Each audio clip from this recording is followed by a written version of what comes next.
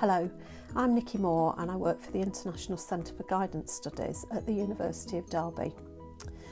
This short video is about Gatsby Benchmark number 7, Experiences of Further and Higher Education. This benchmark requires schools and colleges to provide their learners with a range of opportunities to learn about further and higher education programmes.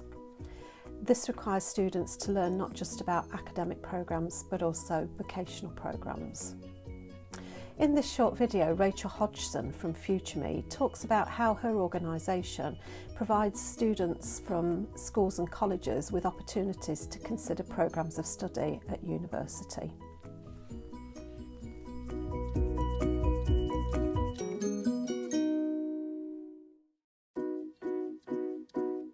My name is Rachel Hodgson and I'm Project Coordinator for Future Me, which is a consortium of all the universities and colleges in the North East. So I coordinate our schools programme, so we are commissioned to work with 108 schools in the region to work with students where they're not progressing to higher education based on their educational attainment, so they're living in areas who typically don't go to university but they have the opportunity to do so. So we've been commissioned by the government to work specifically with those students. So we do things like interactive workshops, we have mentoring opportunities, both face-to-face and online, as well as different opportunities for teachers regarding CPD opportunities and things like that. I think initially, you could look at face value of the benchmarks and say, well, we have a careers event in which the colleges come in and in which the universities come in, and surely that must be an encounter with further and higher education. But I think the benchmark goes beyond that, and it's about obviously providing a meaningful encounter with these institutions and with these providers of higher education, whether that be an external provider, whether that be a more technical and vocational provider of higher education, or even further education. So it's about giving the opportunities for students to recognise what their transitions are into the world of work, but also how they get there and the range of opportunities available. So, for example, in our organisation we look at higher education, but that's higher education provision in a further education college and a higher degree apprenticeships, which they may not necessarily be aware of, or they may be aware that they're coming but not aware of how competitive they are and what skills and qualities as an applicant they will need to show, and how competitive it will be in terms of number of applications to how many places they are available. So that's kind of what we do. Further education colleges obviously provide other outreach activities and tasted days for younger age groups to maybe go on into either independent sixth forms or into our college partners. For example, in the North East we've got Newcastle College Group, who have both degree awarding powers as well as 11 to 16 provision.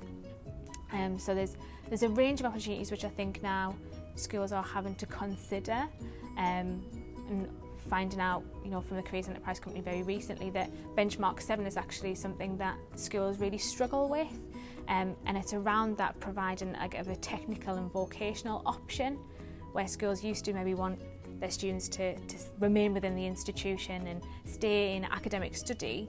They now have to provide that opportunity to see what else is out there. If you've got a learner who's maybe really practically minded or vocationally talented, they have to provide an opportunity for them to flourish and to experience that in every fashion for each and every student. So it's not just those gifted and talented provision opportunities which maybe happened 10 years ago on specific programmes. It's providing every opportunity for every learner, which is something that I think is a little bit against the grain, and maybe sometimes institutions don't realise that it is that broad. For students, we provide maybe some things that our partners maybe wouldn't usually. So we have online tutoring for year 10 and 11, which is academic tutoring, which enhances the skills for learners in year 10 and 11 around English and maths, because whilst we are supporting students' progression to higher education, a big part of that is attainment, so their ability to actually gain their GCSEs. So for any higher education course, they have to have at least a level 4, if not a level 5, in maths and English for GCSE. That's something that across the region we struggle with. So we want to support that endeavour.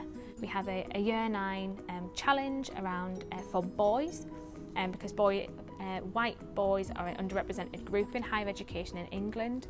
So we wanted to do a project which will provide them the skills and the opportunities to meet the demands that are required of them. So meeting a deadline, having to work as a team, having to present their ideas, and making reference to how this is relevant to their current study.